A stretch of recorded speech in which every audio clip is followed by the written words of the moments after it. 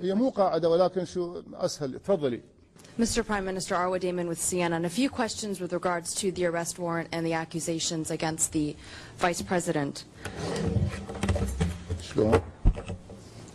شلون ايش قلتي؟ ترجمة اكو؟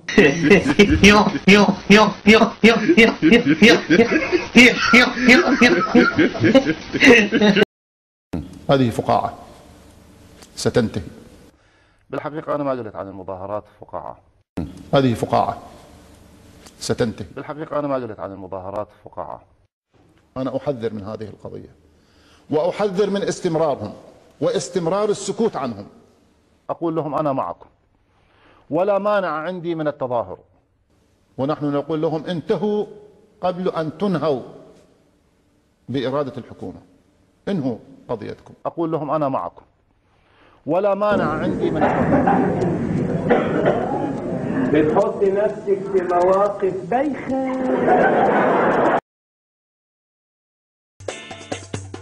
هل تعلم كذا؟ هل تعلم الوضع السياسي؟ هل تعلم؟ هل تعلم؟ نعم، نحن أعداء كل شيء لكي نرجع إلى الوراء. نعم، لا نستطيع أن نمضي خطوة واحدة في طريق الكهرباء.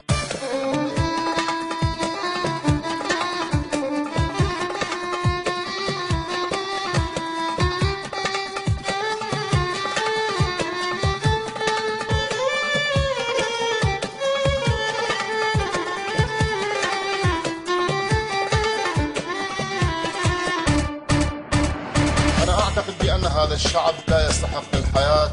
أنا أعتقد الزنزانات، السجون والمعتقلات. أنا من الذين لا يؤمنون بالعدالة والحرية، من الذين يؤمنون بالأعمال الإرهابية. إذا ماذا تريدون؟